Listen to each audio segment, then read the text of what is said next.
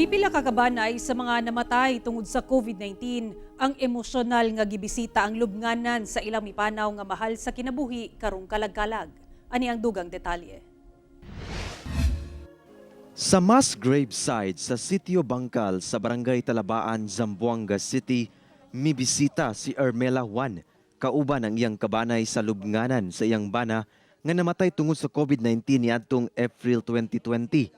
Gawas nga walay insakto nga panamilit, wala sab niya makita ang naong sa iyang bana dihang namatay kini kay giputos kini subay sa DOH COVID-19 protocols. Bueno le si manhar din si ele, mampetate, habar uno ni mas ele, kumudo kami maridabler magtanrabihan kami na hindi, bueno lang kumiguli.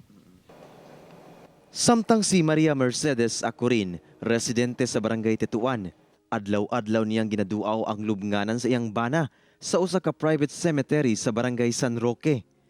Dala niya ang halad nga bulak ug midagkod sab og kandila. Actually, Mac, since namatay akong bana, since gilubong siya, every day, I see to it that I will visit him sa iyang puntot. Every day of my life. Wala. 9 days, pabless na ako iyang tomb. 3 months, 6 months, 40 days, 3 months, 6 months, 1 year. Dili niya kapugngan nga motulo ang iyang luha panahon nga mahinumduman ang iyang bana nga usa ka opisyal sa kapulisan. Namatay kini tuig 2021 tungod sa COVID-19. Kanang worries. Kay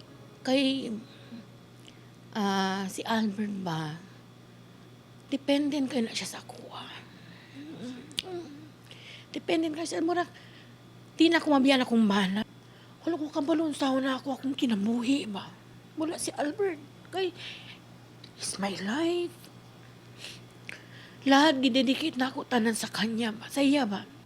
Samtang si Carmelita Montegrande, residente sa Southcom Village Zone 9 Upper Calarian, hangtod tan-aw na lang sab siya sa litrato sa iyang bana human namatay sab kini sa COVID-19 tuig 2021. At before siya atake na kalit laman nga gaana ba murag nagkuan din siya dai naglagom tapos ang iyang oxygen kuan na lang 50 kuan man to diha 50 di ugod unta ko gusto ato nga itubo bitaw nagsinila kay na lang mi diri.